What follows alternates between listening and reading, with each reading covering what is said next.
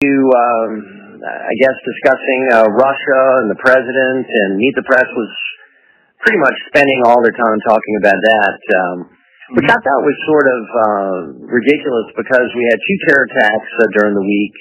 You know, the president back from a 9-day trip, which even his critics say had some, real big successes in there. You know, you have all the other news, everything from the climate change treaty to tax cuts and Obamacare and all the other things, to the Montana election. But, the focus really of Chuck Todd was pretty much the whole Russia investigation. Do you think that's a little bit obsessive?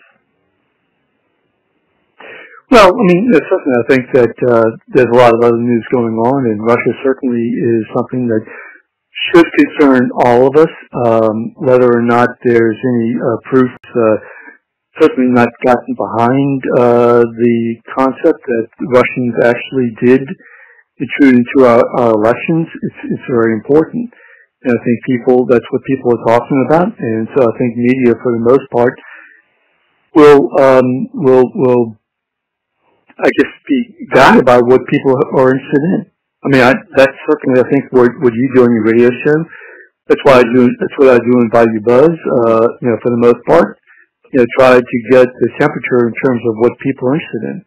If something is really late breaking or something of that nature, or really obviously need to be discussed, then certainly try to present as much information as possible. 504-556-9696. So we've got the latest, facet to the investigation is Jared Kushner, the president of the Russians. Although some conflicting information is coming out today that maybe it was the Russians who had suggested the back-channel communications with Kushner, and I guess they were never established, these back-channel communications. What do you know about it? Well, pretty much what you know, quite frankly, just in terms of what's being reported.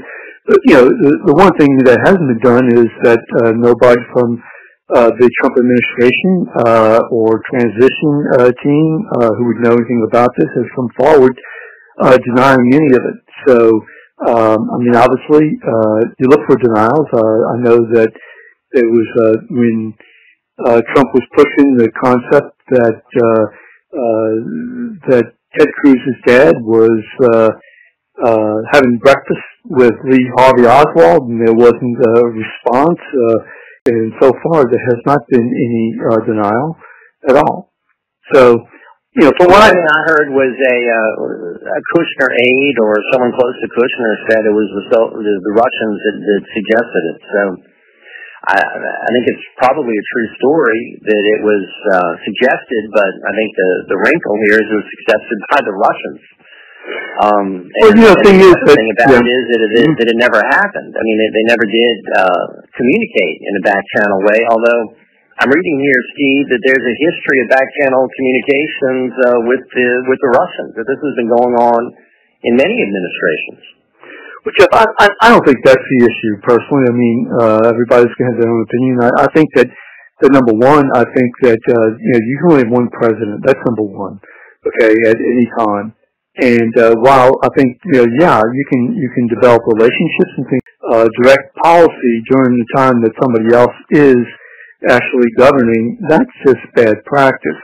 Secondly, and probably most importantly, I believe that from what I gather, and this is just at this point hearsay, but that the conversation was to have back channels using the Russian communications vehicle, whether it's in the embassy or wherever, and so that is really troubling.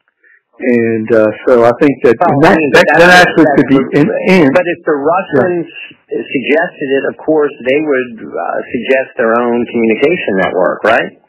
Well, that makes sense if it was suggested by the Russians.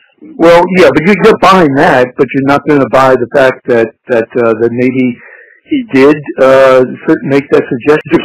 Today is that the meeting between these two led to the Russians suggesting back-channel communications. That's all I'm reporting. Okay, well, and maybe that's what happened.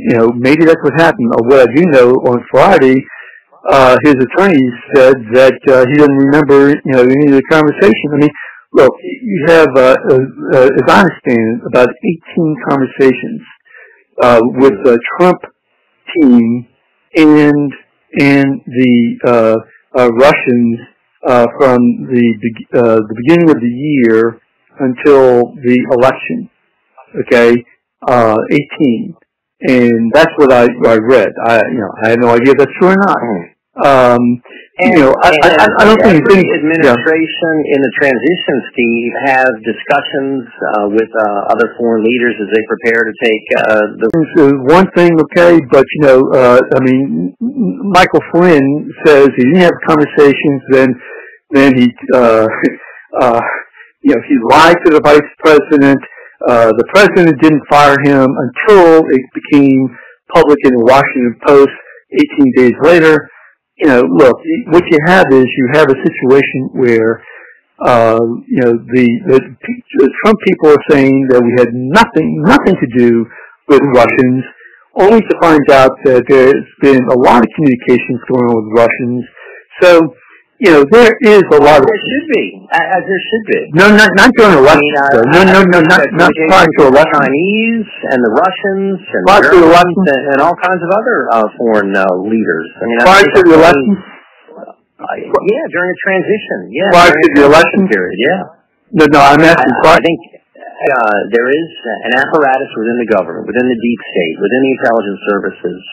That and talk to Dennis Kucinich about this, liberal Democrat congressman, that wants to sabotage any effort for the U.S. to have closer relations with Russia. And I think what the administration, the transition was trying to do was establish communications that, hey, we want to move in this direction before they would be sabotaged by the Obama administration. And I think it makes perfect sense to try to have better relations with the Russians for world peace. Well, again, this is a country that I think we should strive to have better relations with. And I think there's obviously an element within the government that doesn't want that. So I think that's why they were trying to have these talks to try to do it without the Obama administration eavesdropping, to try to see if they could set the table for... So again, I don't think the Russians changed the election result one iota. I don't think there was any Russian... collusion to try to change the election toward Trump. And I think the president made it clear during the campaign that he wanted to have better relations with Putin. So I think his team was just trying to follow through on what a presidential promise was. Can I respond? Yeah, go ahead. Okay. There are two different issues. One is the communications post-election during the transition.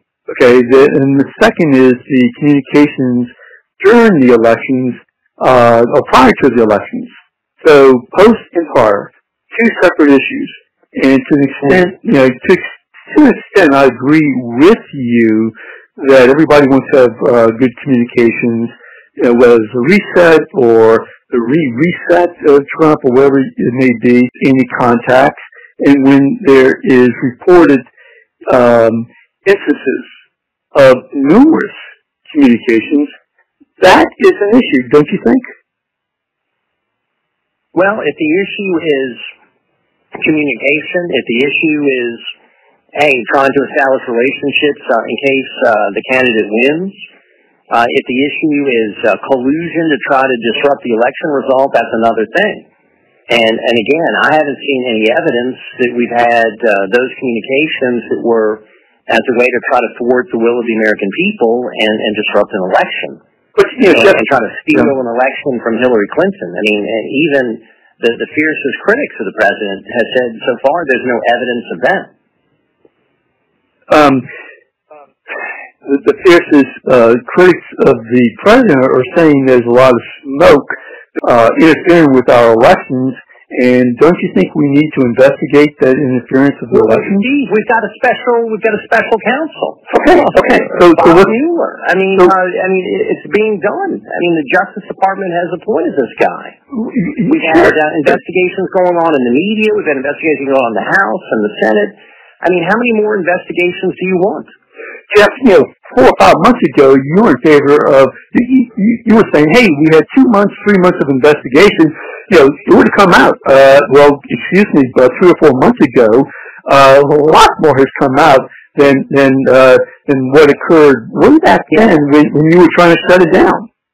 And we don't know what has been verified and what hasn't. All of these stories are based on anonymous sources. So now that a special counsel has been appointed, I mean, let him find out what a special counsel has been appointed. And so I just find it amazing that even with the special counsel, you have people saying, well, we need to step into his territory and continue all these investigations. I think the House and Senate should back off. Well, let him do his work. Well, there's separate issues again. Okay, I mean, what is the scope of his work? If as I understand it, okay, it's broad. I think it has a broad scope. Yeah, but he's looking at criminality. Okay, I mean that's what he's looking at. I mean, the argument was don't appoint a special counsel unless you have reason to believe that, or probable cause that there's criminal activity. And apparently, Rosenstein, who was appointed by Donald Trump, felt that there was at least reason to appoint a special counsel because of criminality, the potential of criminality, or whether or not, okay, to what extent and how did the Russians actually go and engage in any type of influence of our elections, whether or not you can prove or not prove that it had any specific. Steve Sabludowsky with us, Bayoubuzz.com publisher, of course, with us on Tuesdays here in the program.